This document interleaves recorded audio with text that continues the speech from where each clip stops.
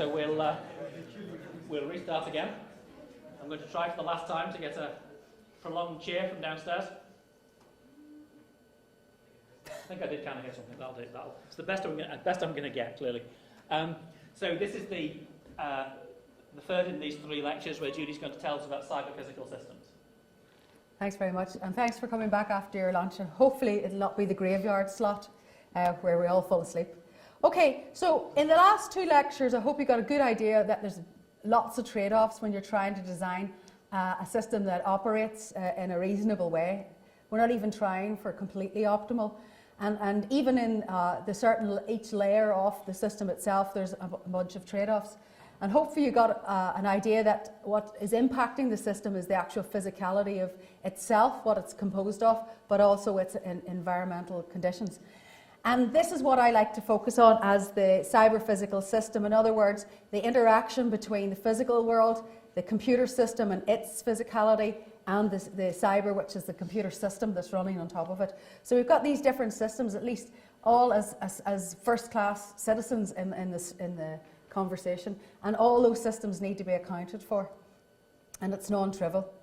So some of the things that I'm hoping to cover now in this third lecture is to look a bit at security with regards to the algorithms that were presented in the second lecture, revisit energy from the perspective of renewable energy.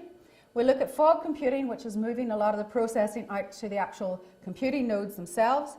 And then we'll kind of bring it all together with an example control system. And then from there, we'll start the conversation again about how we look at programmable matter. What are the challenges for programmable matter? And where are we right now? And how close are we towards this diamond age? So the first subject we're going to look at is security. I'm sure some of you've come across some of the recent publications mentioning security and the lack of security in these kinds of systems. For example, that was quite recently, it was published that a security hole in IoT devices, the code for that security hole was actually published worldwide. And then a few weeks after that, we saw that they used that code to hack IoT devices. In this particular case, it was devices which, smart home devices, which have been typically left their passwords as the default passwords. And it's a real simple hack.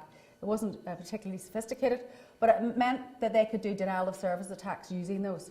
So that was the first time a more international attack was done using these kinds of devices as the sources rather than university machines or your home machines.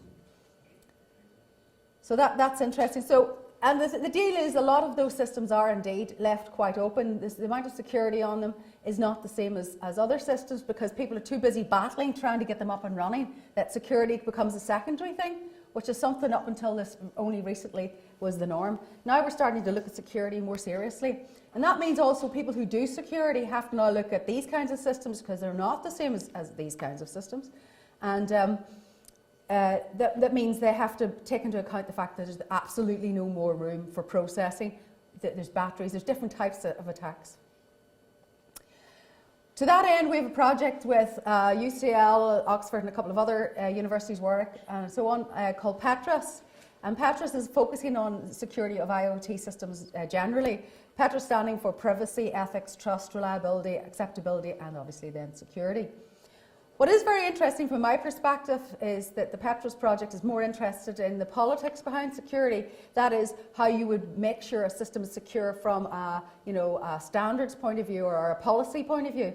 There's very little, there's only ourselves really in Lancaster looking at hardcore security for actual systems from a systems perspective. And our end of it in Imperial is looking at how we could take the algorithms that I mentioned earlier, for example, BMAC, which was the MAC protocol I introduced briefly, and CTP, which has got a cousin protocol called RPI Ripple, and how they behave and what the vulnerabilities are in those, and then try to fix them because they're the ones that are used the most throughout any sort of industry at the moment. So what we want to do is we want to basically identify the causalities emerging from the lack of consideration of security in wireless sensor networks and how the different attacks can happen at different levels of the stack. We want to look at the extent to which the security protocols affect the behaviours of more popular IoT protocols and make recommendations on how we could fix these, as I said. So basically, if you want to look at it from a wireless sensor network perspective, apologies for the small font there, but we're looking at a wireless sensor network itself is designed to be self-adaptable. The resources are restricted.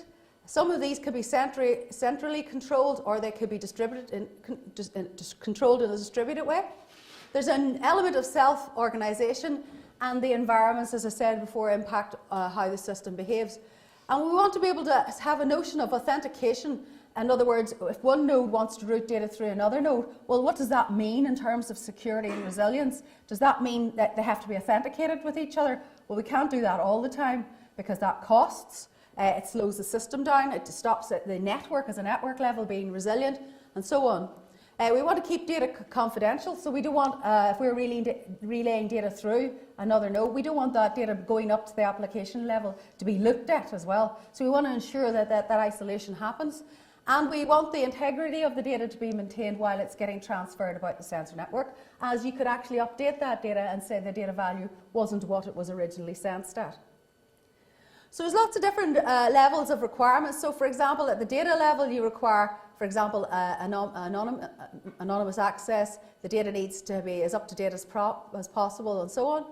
Then the access level requirements are slightly different, and then network level requirements are obviously most of them as well. The other one being time synchronization, because as you've learnt, hopefully, from the last lecture, some of those protocols very heavily rely on time synchronization. So for example, TDMA requires that if I'm telling you when your slot is to send, your and my understanding of time has to be the same for that to work. If you desynchronize, or some parts of the network desynchronize, then that really won't work, and that can bring the network down. And it's such a small thing to hack, to bring a whole network down. So this is it, and it seems to be there's a bit of a trade-off here. So to keep the wireless sensor network lightweight, fast and adaptable kind of means it needs to slow itself down and start recording a lot about its own behaviour so that we can detect when something anomalous happens that could be some form of attack or maliciousness in some way. So we have to look at the security solutions to that. Now, there's many attacks, and they each pertain to different parts of different layers within the stack. So, for example, down at the very bottom level, we've got, like, for example, jamming attacks, where a radio is set in the vicinity of the other radios, and it's jamming those radios so that the signal can't be sent. So it's basically playing against all the things like collisions and so on to ensure that the actual radio signal is not sending the packets. There's other things like, for example, node tampering, which have been used, and eavesdropping, where someone's just sniffing the packets on us, because a lot of these packets are being sent over in a non-encrypted way, because it costs to encrypt. You can just listen. Now, that's not a big deal if you're just sending temperature data over for a city, for example. That's not too exciting. But it depends, obviously, on the application of whether or not eavesdropping is important or not. Jamming also affects the link layer up the stack, or sorry, the data layer, and collisions can happen there. Now, the deal with collisions, whoops, I've gone the wrong way. The thing with the collisions is if you cause a jamming attack and the network's trying to send packets and it keeps, failing in its send, it's trying to resend again and resend again. And in doing so, what it's doing is it's consuming its battery power. And you could basically bring the whole node, the node could die just trying to resend a packet because it hasn't sent that packet. Or it's filling up its buffers with sensor data in the background, and again, then the buffers blow and then you lose data. So there's a whole lot of things can happen just by shoving a jammer in the vicinity of the wireless network. Then at the network level, you can, for example, you can do a spoofing or a replay, a malicious attack where you basically are feeding data into the network, either as the data pretending to be sensed data, or at the level of housekeeping data. Like, for example, when we were talking about ETX on CTP, which was the mechanism that gives a quality of the link between two nodes, if that was lied about, that means you could route data away from where it was supposed to go. So, for example, that's like me saying, I'm a really good node, you send your data towards me, and in fact, I don't exist, I could be just a sinkhole. So, for example, that's one thing. So that's basically spoofing and relaying, lying about what was sent across the network. Black holes and sinkholes are where you are drawing the data. Because of the adaptive nature of all these algorithms, you're drawing the data towards you because you're claiming to be a better route or a better node to send or relay data on. And there's a bunch of other ones like node replication attacks where you're pretending to be a real node. Or wormhole attack is where you're sucking in the data and sending it somewhere else. So you're basically sending it quickly to somewhere else. And then the other one's obviously denial of service through a hello flood attack. And then further up the stack, the attacks that we can have on the wireless sensor network are as follows. You can have an integrity attack with regards to the actual sense data. Energy drain attack can be one of the lower level attacks, and it manifests itself as an energy drain attack in the sense that it is somehow sucking out the energy of a given route or set of nodes. And if those nodes, for example, are close to the sink, if you bring all the nodes down around the sink, then you've brought the whole network down. And you didn't have to touch all the nodes in the network, just the routes coming into the sink to do that. And as I said before, desynchronization is a big deal as well. And then right up at the top at the application level, you can have attacks on reliability, you could lie about the data, or a malicious code attack as well. So actual code is running, pretending to be the application, and it's not. So you can see that there's an awful lot of vulnerabilities in sensor networks, and yet we don't have an awful lot of affordability to add extra code to cope with all of these. So this is the trade-off. And also it starts to make the system less resilient to failure, ironically, and yet it will cause it to fail.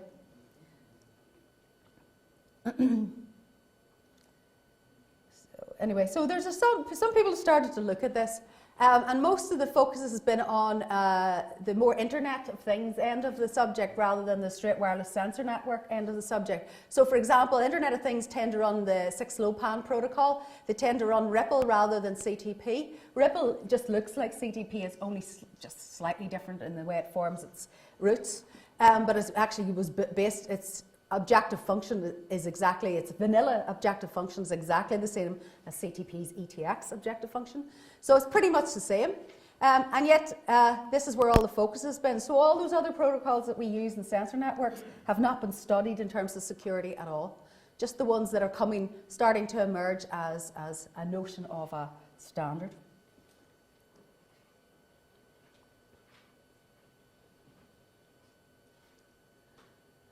Now, the way a jamming attack tends to happen, basically what you have to do is, if you want to counter a jamming attack, you want to be able to listen out for it so that at least you can do something about it if you are able to detect that it's happening. Okay? So for example, if you've got a continuous signal that is a constant jam, where it's basically a high-powered piece of noise is being injected into the sensor network, then you can say, well, okay, I'm not getting the medium. My MAC layer is saying I'm not getting the medium at all. Something funny is happening. Maybe I should shut down for a bit. And I'll shut down or go into low-power listening or something until that jam signal goes away, if it goes away, rather than completely die in an ungraceful way. So at least if it's a continuous jam attack, you can at least sort of get a feel that something is very wrong in the network. There's other ways of playing around with the jammer in the sense that you start to disguise the jammer itself by looking at what the periodicity of the jam signal is to try and pretend it's like a normal signal. So for example, some of them can be basically periodically sending the jam signal. And if it's periodically, you can start to guess when the next period is. And if you can guess when the next jam period is, then you can make sure you schedule yourself when it's not sending the jam signal, for example. But when it becomes a bit more random, then you'll find that it's much more difficult to be able to predict what is the jam signal and what isn't. So basically what you have to, again, the same old trade-offs in this subject, you have to see what jam signals that you can afford to detect and what you want to do to mitigate them. And again, some of them are easy to detect but very inefficient in terms of the energy usage. Some are more energy efficient but it's very difficult to actually identify the attack and do something about that kind of attack. So the reaction is obviously very important, and your choice depends on how resilient you want your sensor network as such. Some intelligent jammers exist at the MAC level. Some of these are protocol aware, so they know what protocols we typically use, like the BMAC and like all the other different MACs that we typically use, or at least the essence of them, and react to that. So they know the behaviour and they can react to that as well. Some of them sniff the packets and look at the statistical interrelationship between the packets, and from that then can do mimicry based on that. And sometimes they have a notion of mobility in them as well. So that affects the routing system mostly. So you can see it's a non-trivial thing to be able to just at the first level of attack, which is the jamming attack, to try to overcome it in an automated way.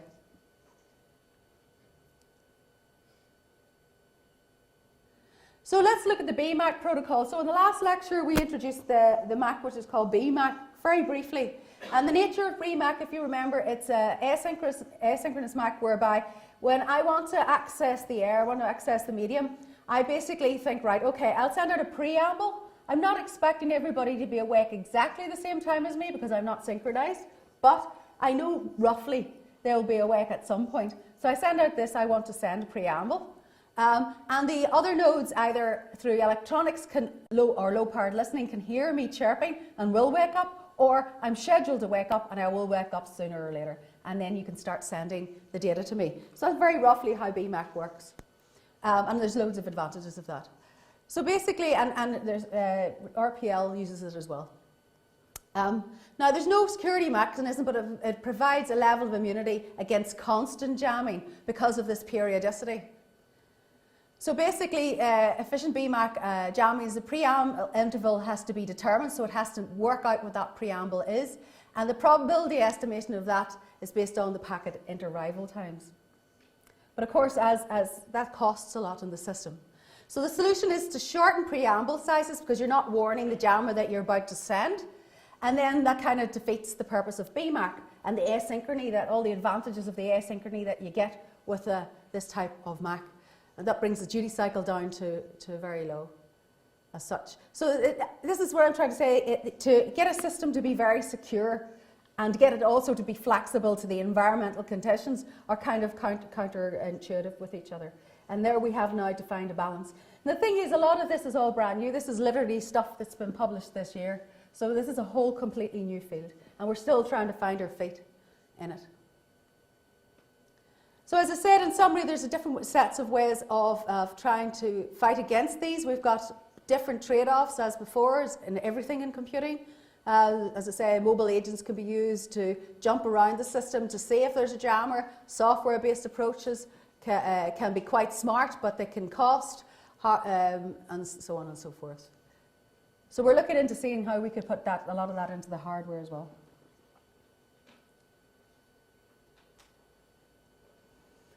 So I just wanted to show that these are the typical implementations of RPL that have been checked. Kentucky RPL has got some levels of security on it, but nobody uses it. So there's another irony. People deploy RPL that has bits and pieces of security in it, but nobody has actually at the moment deployed it with those security bits turned on. So again, these systems are very, very vulnerable.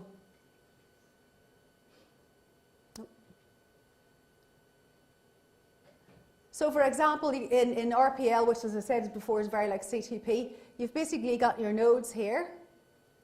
And maybe you've got your sink, maybe number one there. Then you've got the nodes closest to the sink, and they implement a wormhole. That is, all the data that's coming in from 22 is being routed into 13, then back to 21, and that's kind of loading up 21's buffers and everything. It means all these nodes here can't get access to 21, which means they're trying to get access to and send their data, and they can't because it's being wormhole routed through here, and so on. So there's different things that can happen. Another example of what can go wrong with routing is the following, where you've got, let me see how, so you've got a similar, much more complicated network, where you've got relationships where we've built a network through these black lines here. I'm sorry you can't see that. And then you've got these connected links that shouldn't really exist. And we start to see the data being shipped around where it should not be, and so on. And it's, on the surface, it looks quite subtle, so it's really hard to find out where the errors are. And then we've got where we're denying parts of the network as well, and we're sending data out to a dead sink. So in other words, the data itself is being sucked up and it disappears. So that's the sort of very quick summary of what's going on in terms of security in these systems. But the one thing I want you to go away with is it is still very vulnerable, and an awful lot of work needs to be done in that area. The second thing is resilience. That is the system working over time. And when I've been talking about all the different protocols that I've been talking about earlier, I've been assuming we've been using batteries and that energy is in the equation whereby we want to maximize the life of the system in terms of its energy consumption. So we want to shut the node down to save energy. We want to choose low energy modes in the processor and so on, just to lengthen the lifetime of the system. But all these things then change when you've got a renewable energy source. So, for example, if you've got energy source coming in from solar, from maybe vibrations, or as maybe combinations or hybrids where we have a backup cell in combination with some of these other components. Now, for example, if you've got some sort of vibration source sensing arena where you're sensing on an area where you've got vibrations, for a lot of the cases, for example, a machine, you can predict what energy is going to be produced and it's going to be continuous. So your MAC algorithms and your routing algorithms and your processing algorithms can all take into account this sort of continuous, almost predictable source of energy. You know what's going to come in and you know when to schedule what. Solar is a wee bit more difficult. In solar, you'll have patterns, but you'll also have gross patterns, for example, for a year, you've got your seasons, then per day, you've got your cycle of the sun, and then you've got these other things, for example, cars driving in front of the solar panel, or you've got leaves blowing into it, or dirt, or all sorts of other things. So it's less predictable, but actually it's quite a decent energy source for low-powered sensing systems. So we still use those. And in fact, I've got a solar panel that we typically use with our TI tags. So the TI tag, just to let you see how small it is, hopefully you can see that in my hand, and then we've got the solar panel that attaches to that, and that will basically feed that tag for 10 years if we get the capacitor to run. Now here's the thing, I could plug these together. They'll not run for 10 years unless I'm clever with how I schedule the software, even though it's continuous to a certain degree. And so again, we are back to the idea of having to optimize the use of the energy, but it's different now. We're not lengthening the lifetime, we're being clever with what we've got. And we have to be clever with what we've got in a number of ways. We have to be clever of what we've got in terms of when we know we've got energy coming in and it's almost a surplus. If it's a surplus and we don't need to use it all up, what do we use the excess energy for? Because it's coming into our supercapacitor to be stored. Could we use it for maybe doing housekeeping, checking on the security, doing all those kinds of things that we can't afford to do normally? Or do we understand the leakage in the supercapacitor enough to understand that, okay, yes, we're getting lots of sun, but we're wasting some of that as well. It's leaking out of the supercapacitor. So we can start to have tricks and ways of being able to actually maximize that capacity. So this is, for example, just to give you an example of what we get in the solar panel. So this is energy source. So you've got ambient radio. We've got less than 1 microwatt per centimeters cubed. That's the size of the battery itself, the supercapacitor. Solar, it's way up in the milliwatts. Outdoor, and then it goes way down to the microwatts in indoors. Obviously solar outdoor and indoor. Outdoor is to do with what country you're in as well. And what we find a lot in the research is typically a lot of the people who deploy sensor networks with solar, their research has been done in a hot country, including ourselves. We did ours in China, believe it or not, on the roof in China initially, but now we're deploying in the UK to show something a bit more realistic. Vibration sensors, you can get microwatts depending if it's human motion, so your watches and so on run off that. Vibrations from a machine, though, it can be 800 microwatts per space as well. And airflow can even give you can get a differential there and you can get some energy from that. This is what a sunny day looks like if you want to look at how the power in terms of watts are shown for a sunny day. You can see it peak up and then come down, and the cloudy days all over the place. So the algorithm that understands that and that has to get fairly sophisticated, but again, the algorithm has to be lightweight to fit onto the system itself. This is basically an indicator in terms of batteries compared to supercapacitor. And I think the most interesting bit is probably recharging life cycles.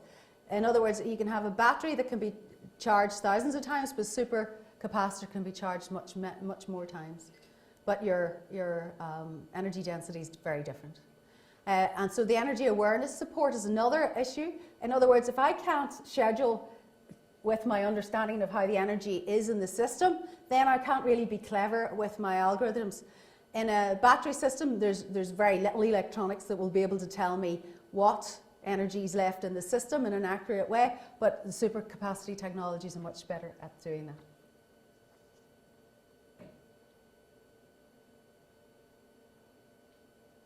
Okay.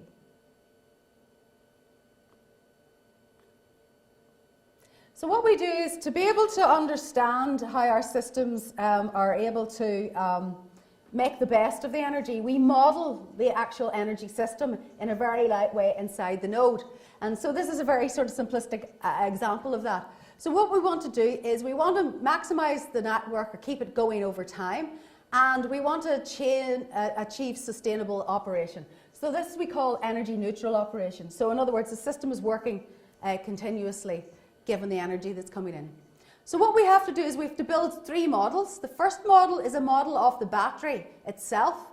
So we have to understand how the battery, the thing that's storing, say for example, the solar energy, behaves. We want to understand the costs in terms of what, inefficiencies and so on are. Then we have to understand what the conditions are for sustainable operation. In other words, what would it be that we sacrifice to make sure that the system is running continuously over time. Now, typically in sensor networks that have applications that don't require continuous real-time data retrieval, what we'll do is we'll rate back the sensing. So the thing to suffer will be the samples per second. Maybe they go to samples per minute, or they become more summarized. Okay? So we start to rate back something. Something has to suffer so that we can guarantee energy to be constant in the system, and the system keeps operating. And this is very important, for example, if we've got energy coming in from a solar panel. As you can imagine, during the day we've got lots of energy, but as it comes into evening we're getting less. So we have to be able to schedule the use of that energy over time, taking into account in our model that some of that energy will leak. And therefore, we kind of predict the usage, predict through the model of bringing the energy in, and from that, decide what our sample rates will be for the next 5 seconds or so. Okay, so we've got a unit of time, we have a budget of energy for that time, and we decide what that's going to be. Now, here's where it gets complicated. So I've got a single node, I have a model of the battery, I have a model of the incoming energy, and I have a model of how my processor is going to be operated. I've got 3 models in one, and it has to be all lightweight. And I have to make a decision now about how many samples I'm going to do in the next, say, 2 or 3 minutes. And so what it does is now it has to more or less optimize that. So that's not too bad. You can kind of get an idea of how it optimizes for those 2 or 3 minutes and how that relates to the whole day. So we know by the time it comes nighttime, we can still be sampling at nighttime. The node doesn't die. Okay. But here's where it gets complicated. If that node is a member of a network, then we have to take into account the fact that it has to send data across that network, perhaps multi-hop it across that network. Okay? And so in doing so, we have to have a model of not only ourselves, but of the network across the whole space, because I'm starting to bounce the data across. So I'm consuming some of my neighbours' energy. And so what we've been doing is looking into that multi-level optimization problem.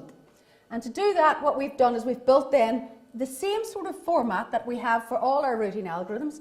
The routing algorithm, the processing algorithm, is basically the parameters therein are kind of manipulated to ensure that the whole network stays alive for the whole 24 hours. Okay? And so what we do is, for example, how it manifests in reality is during the day, if there's a bunch of nodes in the space and there's a tree blocking some nodes there, I will route my data around those that have plentiful energy. At night, all of them go pretty much quiet, so I have to make sure that at least there's some routes have preserved energy so that I can send data back to the base at night. And there's all these different policies that, well, not policies, it's not that prescriptive, it's actually more dynamic than that, that allow the system to keep an individual node alive per node and across the network as well. And as you can imagine, complexity and optimization there is is quite heavy, but we've approximated it so in such a way that it runs distributed on the nodes and it doesn't consume too much of the node's own energy. And then this becomes known as network-wide energy neutral operation, or ENO. So you can see now, this is what I wanted to hope you to go away with it. It's quite mathematical. So those of you who love mathematics and optimization, these are really lovely problems for those kinds of people who enjoy that sort of thing. And as I said, you have to take the physicality of the system itself, the computer system, a model of your processing, and a model of the environment into account. And this all has to run in super lightweight code, okay? And this is our big challenge, which we obviously enjoy. So that's two things. So we've got security is one big challenge, energy is the other big challenge, which we're addressing through renewable energy nowadays. And the next challenge is, as I said before, to distribute the processing and move the processing towards the edge. Now, some people have started to call this fog computing, and there's sort of two levels of the edge.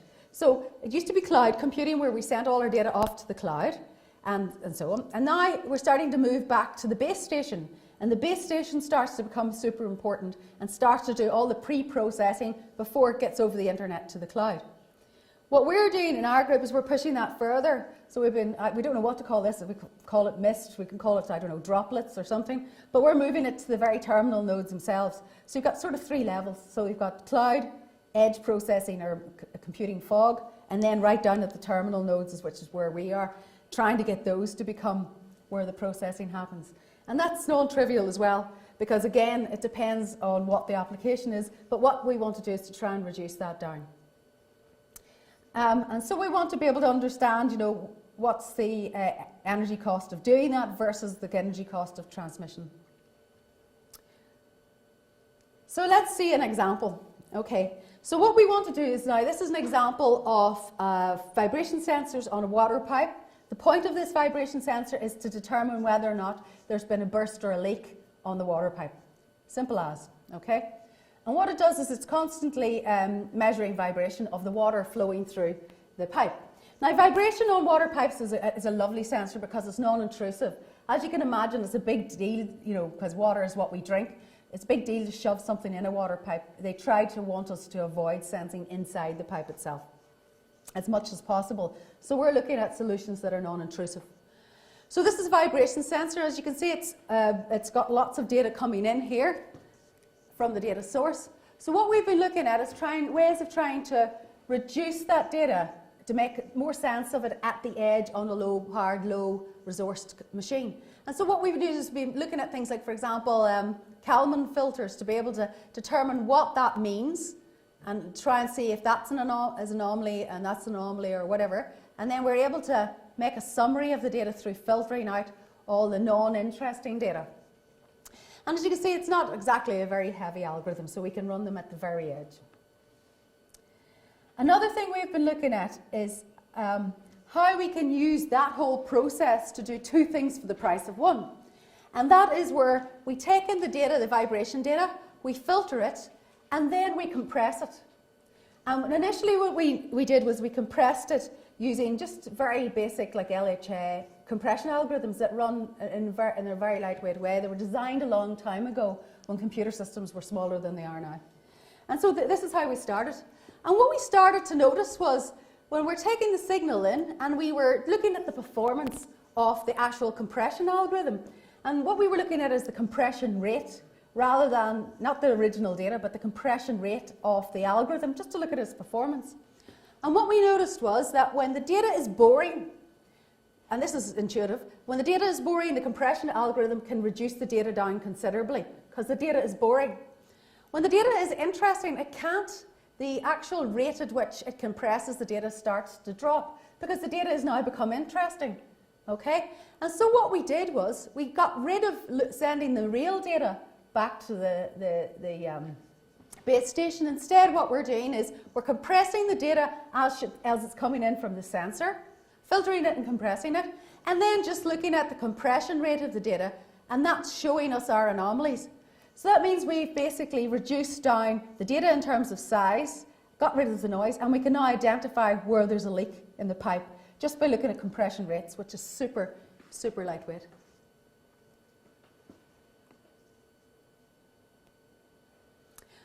Another thing we did with that was we looked at the times in which those dips in compression rates happened, and we just send those times back to an offline algorithm on the cloud server. And what it was able to do was then determine through a notion of triangulation within 50 centimetres where exactly that leak was. And that's super efficient. That means we're sending one value, the time of where the compression, instead of the whole data like what has been done for tens of years, we're sending one data value back. You can imagine how that impacts the lifetime of the node. One piece of data that's sent back and it's the time. Obviously we are assuming that everything is time synchronized. But that one piece of data then allows us to determine where the leak is. Not only that there is a leak, but where it is. And that is, we're the first to do that, and it's very efficient. The other thing we're looking at in terms of that very same project is looking at to see how other nodes are redundant in terms of when we can turn them off altogether. And we don't even need to send their data across the network. And so we can predict their behaviours of those other nodes and start to isolate the cause of where the event is and then hone in and decide what we want to do. Now, this leads us on to the next stage, which is now we've managed to look at anomalies in the water network. We can work out where the anomaly is. So what do we do next? Remember, in the first lecture we talked about this underground robot water system. Currently what happens is when we identify a leak, a person goes out with a van and basically digs into the ground, that costs a lot of money, and then either fixes the leak or does something about the leak, okay? To do that, they have to turn the water network off. Typically, the way in the UK the water network works is a very hierarchical graph-based system, which has these units called DMAs, and that's the unit by which you can turn the water network off. That could affect thousands of people, so that means you're, especially in London in a dense area, where you're turning off that one area just to be able to fix that pipe.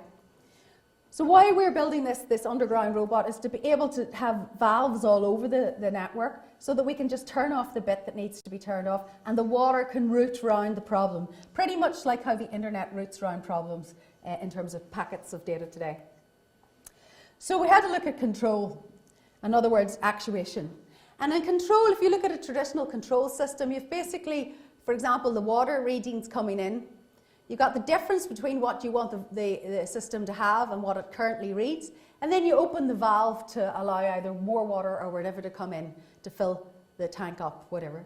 And then that goes round, and you've basically got a nice control loop there, measuring what you're expecting against what you're reading and adjusting the valve accordingly. Okay? And that's your traditional control loop. Now, we want to implement that in our water system, but it gets a little bit more complicated. So what we've got here, and this is where it ties nearly everything I've been talking about together. We've basically, what we've got is we've got our sensor node.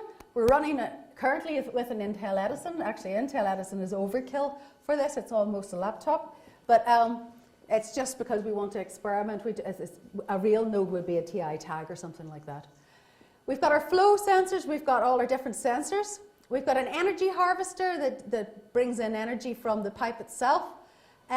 And then we've got an energy consumption sensor. Now this is basically a test bed. We've done a lot of sensing on it so that we can reflect what we're doing. But basically, in summary, what's happening here is we've got sensing happening, we've got control happening with the valves, to open and close the valves, to balance the water network, and to also react to a failure like a leak. They're all powered by an energy harvester.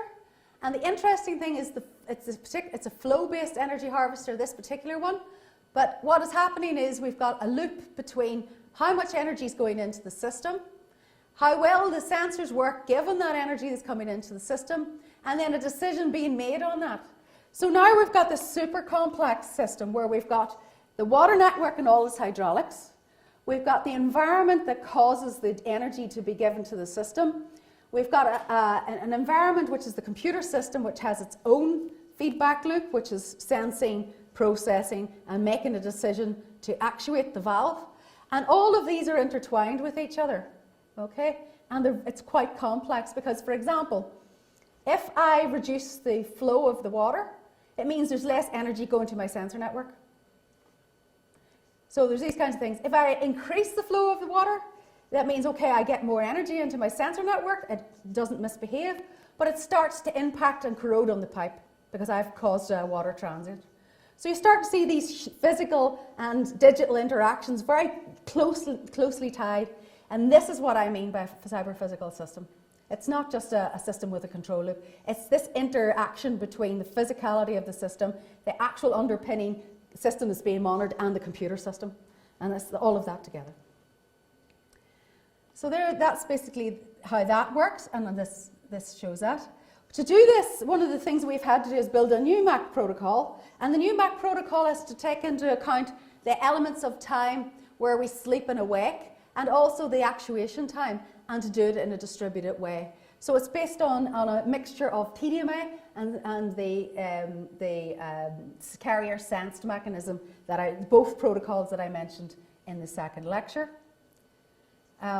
And so that's actually the first to do that, to actually take into account all these different elements of the system. Sorry, I've gone too far.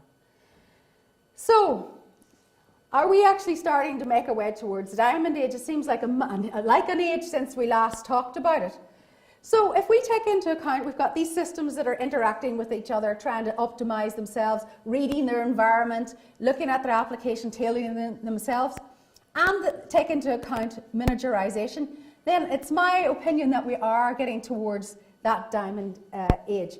I'll give you an example of miniaturization. Maybe some people might not see it, but this is a teeny tiny version of the processor node there. It's basically about 2.5 millimeters by 2.5 millimeters by a millimeter. It's not this box, it's the thing in the box. I'll tell you what, you'll have the luxury of looking at it. People can come from downstairs and look at it later. Please don't lose this, I'll get killed. Thank you. So that's miniaturization. That is not even the smallest that can go. That's one that we operate with. The reason we play with them when they're chunky is because we've got big chunky fingers and we want to plug stuff in. We can miniaturize them much further. And the next slide indicates what's going on at the moment in, if I can get these to run. These are tiny, tiny versions of that. Basically what they're doing, you can imagine each one of those, this is the ClaireTronics project, each one of those is a clayton, like an atom, clayton, and basically what it is more or less the same as what I've been talking about, but they move. They've cheated, they've got them wired. You can see they're wired, those ones. And so they're quite miniaturized. You can see from the ruler there that it's quite small. And what they can do is through magnets they can form solids, which was the thing that we didn't have before, where we can get them to communicate, but we can't get them to do stuff together. So they're starting to look at how they can form solids. They've also been simulating, obviously, how this could be done in a more spherical way. So they've been looking at how they can build the matter in that sense. And this is all programmable. So it's acting, they're collaborating to form something, to do something effectively. So they've got a mission, just like our systems, and our systems just don't move. That's the only difference, really. So this is, to me, the first steps towards the notion of programmable matter. In our lab, we are starting to look at this also, which is one of the reasons why I've got that. Because, oops, sorry, wrong one. No. Why did it do that? Cheeky thing. Anyway, this is what I want. This is what I want to show you. So we've been doing a lot of Earth-based sensing, and we started to look in how we could take some of that technology and put it elsewhere. And one of the things we've been looking at is basically flattening down the very same little nodes that I've been talking about, flattening down onto thin film, and basically having solar panels printed onto the thin film with the actual electronics and sensors. And what you can imagine is hundreds of these in what's called a CubeSat, which is basically a 10 centimeter squared box. And this gets brought somehow via rocket or whatever to an opening point, and then it shoots open, and all these little nodes float to where they're supposed to be. So, for example, we could put them in the, low Earth's atmosphere, and it could float and get readings slowly of what we can't read at the moment. Or it could be taken off on a spacecraft to Mars, for example. The CubeSat gets blasted out. The CubeSat opens up, and these all float down to Mars. And then it acts as a relay. The CubeSat acts as a relay from our sensor nodes on Mars, relay to the CubeSat, and then back to Earth. we've already set up the base station for this, and I'll let you have a look at this. Is a mock-up of the print. I wasn't going to bring the real print. You can have a look at that too. I'll start at this side. So you can see how light they are. They can measure, we can put magnetometers onto that, so we can measure, you know, the magnetism of a space and so on. Different sensors can go onto it. And so you're starting to see us looking at, you know, these tiny, thinner systems, but also what we're ultimately aiming for here is a printer in space that builds them in space, okay? So we're talking about a matter compiler at the start of the 3 lectures. This is where we're starting to see the matter compiler. So in other words, we've got thin film, okay, it's already made, but we can then print the electronics, the spacecraft electronics, onto the thin film in space, depending on the mission, and this can be discharged when it needs to. And this is where we're ultimately going with this. Oops.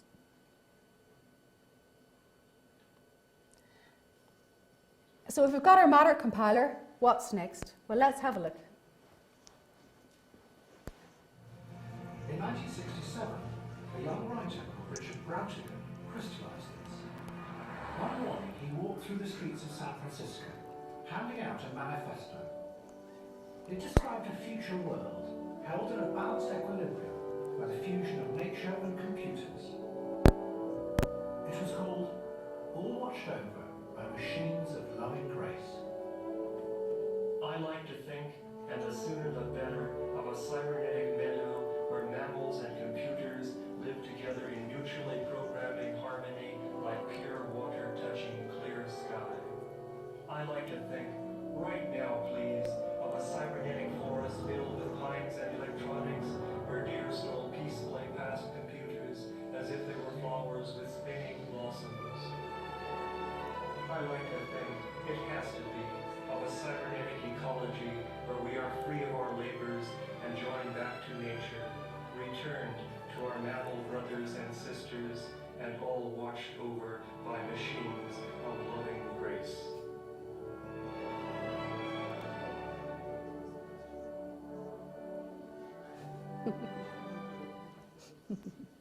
Machines of loving grace. That's the next step, yeah? Oh, no, you don't want to hear it again. No. Come on, computer, you know you want to. Oops, no, it's gone too far. Anyway, thank you very much, everyone.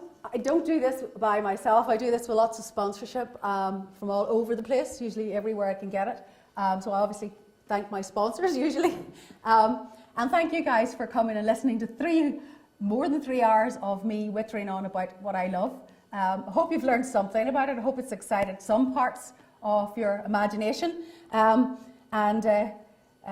Simon works in this subject area as well, and I believe his PhDs may be going in the future. Is that true? So this is a quick ad for Simon's PhDs. Any questions, I'll take them now. Thank you.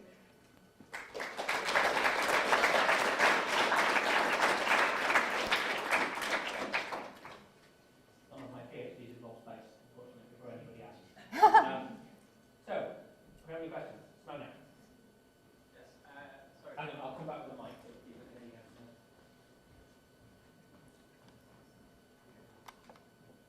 It's a very simple question. I really like when you talk about cloud computing and then droplet computing. Oh, yeah. I was just wondering, how can you trust the computation done by these droplets, by the sensors? Then, let's see if I remember. Yes.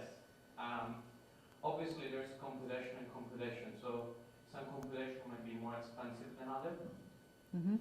How do you evaluate when the computation is too expensive and it's better just to send data over the cloud rather than doing it in the droplets? Okay, 2 questions then. Right, the first one is, how can I trust the data that's at the very edge? Yeah. Well, here's the thing, guys. That data was always coming from that same very edge, regardless of whether it's processed at the edge or processed off the cloud. So there's a couple of things we can do there.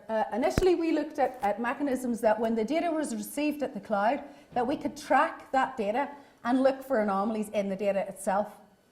And then try to understand, for example, if the anomaly was due to a real event happening or due to some sort of unusual thing like a decalibration of a sensor or a malicious injection or whatever.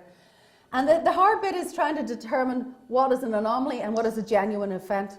And so what we were able to do is, if we understand that there's a cluster in the nodes itself, it indicates there's a relationship between the data. For example, on a pipe. The data coming in off all the sensors in that pipe should have similar recordings in this. They might have different, levels, amplitudes, but it will have similar recordings of an event. If only one of those nodes is saying that, then there's something not quite right. Okay? So what we can do is exploit knowledge of the actual system to understand what's the difference between a genuine event, which will ripple across all the other sensors, and identify something that's either malicious or a problem, which could be a node misreading. It gets more difficult when you start to go out into the edge, because that means the edge nodes will have to communicate with each other, and that starts to cost, in the sense that you're not shipping all the data back, so you have to do that trade-off of not shipping all the data back off to the cloud for that processing, but you still have to look at your neighborhood. The good thing is, typically in a lot of our application areas, that cluster that was where the data should correlate with each other is geographically close, because a lot of the phenomenon we're looking at is geographical, okay? And that means then I only have to talk to the neighbours that are in that geographic cluster. And that's a small hop relative to having to either hop multi-times back or a large expensive hop to the base station. So that's what we're looking at now. How can we guarantee that the data at the edge is recorded, and where we can maybe even mark up a level of trustworthiness regarding that data that's not too expensive. Okay. Now your second question was where do we process? So that's the data being processed. Now where? Well, it depends, because you can prescribe that, okay, a particular algorithm runs on node 7 because it's close to sensor 1, right? That's not much we can do about that. It has to be close to sensor 1. Oh, sorry. Algorithm A could be very, very expensive to do on a given node, so it's actually better to just do the computation in the cloud rather than in the node itself. So how do you evaluate this trade-off? To be honest, that's easy. That's straight computer science. Okay. Yeah, it gets complicated if you've got dynamic sampling. That's where it gets complicated, because it's the data being sucked in, and an algorithm, I can tell what its orders of magnitude are in advance. I have a good idea of what it's doing, and I can say that that'll never run on a small node. The difference is, if I have a system that 99% of the time is running against small data values that come in once, whatever, and then I've put some sort of dynamic scheduler on it, or sampler on it, and suddenly there's an event and it needs to sample in everything really quickly, and it has no compression on it, then I have a problem. Now, our programming language allows the system to jump that processing off somewhere else. So, yeah, it's the predictability versus dynamics, basically.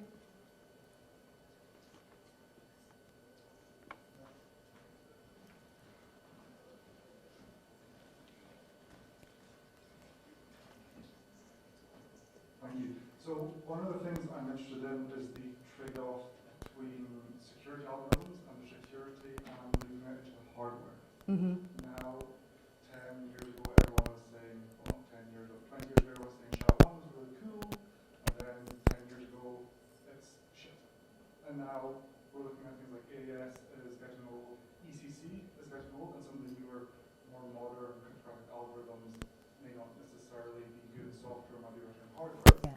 So is there much like a trade-off between having these security algorithms in hardware where it's permanent, and then the software can be flexible and improved? Okay, so yes, there's people looking at putting it into hardware. There's certainly for some more long-term systems, they're putting it into hardware already. Companies like Intel are putting a lot of extra hardware accelerators on their things. They've got a neural net, maybe I shouldn't say, a neural network that they're building into the actual system as well. But here's the trade-off. I'm starting to see more and more low-powered FPGAs. And so when the FPGA community gets their systems down, that they're similar in terms of power consumption to these nodes, then we can imagine it coupled with an FPGA. That means then we can update it. And that's our lovely in-between solution, I think. Yeah.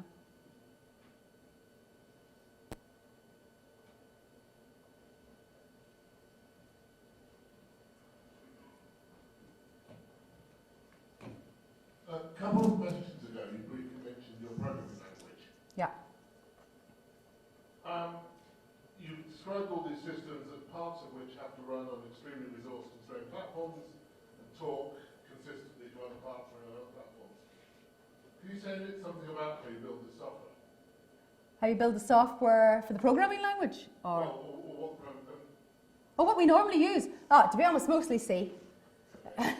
Yeah, it's mostly C and bits of native where we have to, but it's the preliminary language that we all use is C, or variations like NESC. Yeah, mostly C, yeah, and C with bits of constraints. So it's got all the ugliness of C. For those of you who do all the verification and all that, yes, it has all the pointers and all that stuff. Yes. You don't have an interface that gives you lets you program the whole system as one. As a network itself, you mean? Yeah, I mean to program to assemble all the parts of an application. Yeah, well, okay. So if you look at the Berkeley moats, the way they're programmed is you build everything as a component, and then the component is wired. All the components are wired together. It's this very late 1990s software engineering approach, you know, where everything was a component, a box, and you plug them together, and you have dynamic reconfiguration, though it wasn't very dynamic. But anyway, and so that's the way they looked at it. So they had a language called NESC that had this ability to wire the components together, but it was basically C. And then you've got Contiki, which takes a more sort of, again, it's more or less close enough to C. It's got slightly more dynamics in it. It's a variation, but again, it's got lots of problems too. Network-wide, most of the time when we're building these systems, every node has the same software on it. So it's not like it's complex. The system that the scaffold system that we've built basically assumes that the nodes are not necessarily the same and they won't necessarily all run the same code. And so basically at a network level, you're programming at a network level. But again, you're programming on a big machine to then get that sent out. It's not like they're somehow out there and they're all super distributed. It's still on a big machine to be sent out at the moment.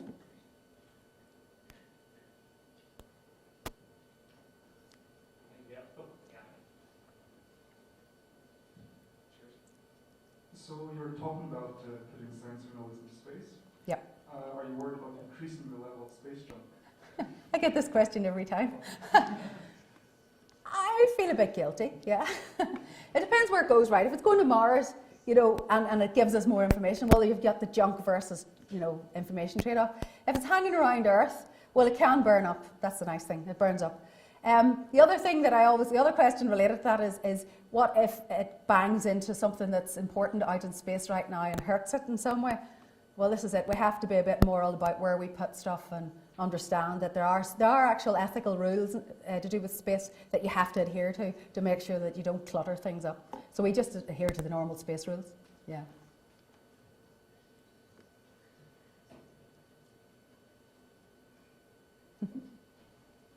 Is everybody else shy? So, maybe the second you ask the question as a PhD. Okay, it gives you confidence. It's me again. This is not a technical question, but I like your idea of controlling the piping system in the UK. And I've seen similar problems maybe in different areas where they try to change existing networks, existing systems, but they say, we will do it and this is great, but they will never do it because it's very expensive. So have you tried to predict how much this is going to be and how many years do we need to change the entire piping network in the UK? This is a massive problem. You're very right to notice it. The utilities generally, because of the nature of utilities and how often they're used and the importance to environments, are very conservative. So for example, the water network world runs on 6-year cycles. And in those 6 years, you're not allowed to touch the water network at all. You can't update it or anything. So even to get a small incremental improvement, you have to wait 6 years and get on what's called the AMP cycle to get anything in. What we've been doing is we've been working with those water companies and we've been gauging, I've been working on this over 10 years, we've been gauging their receptibility to these kinds of systems. They're absolutely nowhere near putting a robot in underground.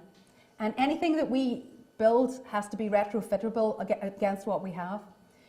Just to compound that complexity, for example, certain cities, water networks, some parts of it are not even chartered because they're so old. We have, for example, we have a research partner in Italy. Some parts of their network is still wooden, you know. So this is it. You've got it's just super complex, right?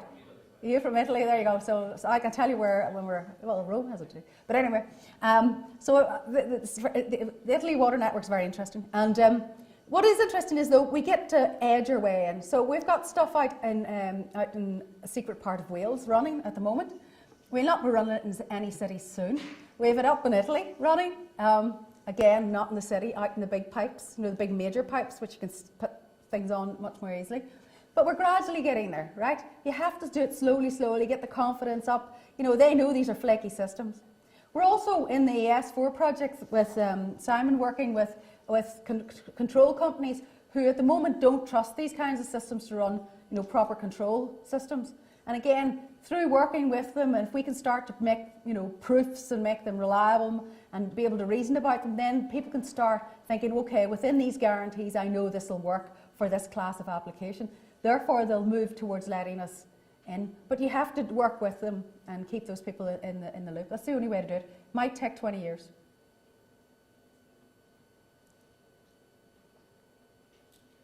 Anybody else? Yeah.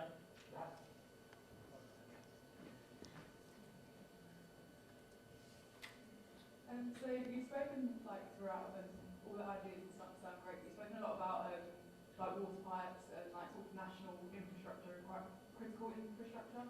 Then only briefly you mentioned about security things. So as much as the research is going forward, you mentioned that security is taking sort of back footing for it. But if all of these things are going to be installed into our water systems and energy things, blah blah blah, if hackers get into these, then that's quite a serious national security problem. I just wondered, like within the like area, whether going forward the research maybe take a back foot and to work out how to best secure these so that they can distribute them and can be sure that it's not going to really like what massive security flaws. Exactly, completely. I mean, there was a statistic I found recently that said, you know, you can bring the electrical network down and people will be not very happy, but they'll live for a couple of weeks. You bring a water network down, there'll be civil war within a week. And this is what we're reading. And so the water network, yes, absolutely, we have to sort the security problem in parallel to the other energy blah, blah, blah problems.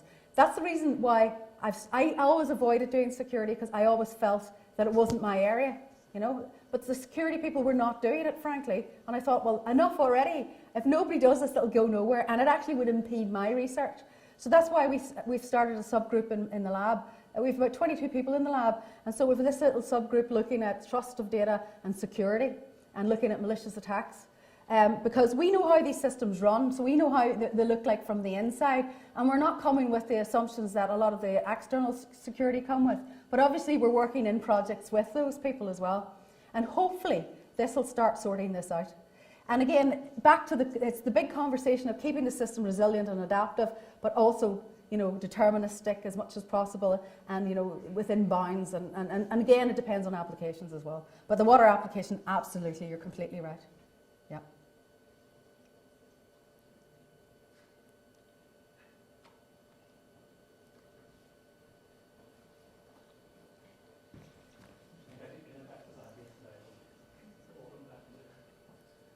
So you're talking about collaboration. Are you collaborating with known security experts, or are you just doing this in-house? I know there's a report a couple of years ago of smart meters being rolled out by UK companies and CSG Signal. Yes.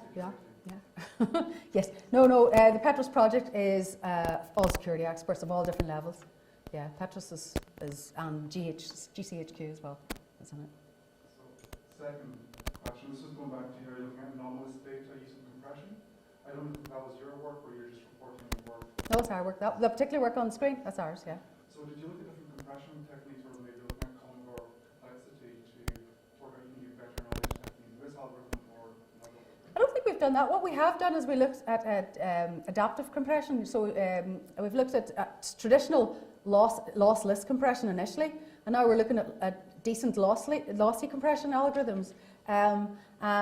Just basically adapting that as it's sensing coming in, it's compressing at the same time. Because there's existing work in doing anonymous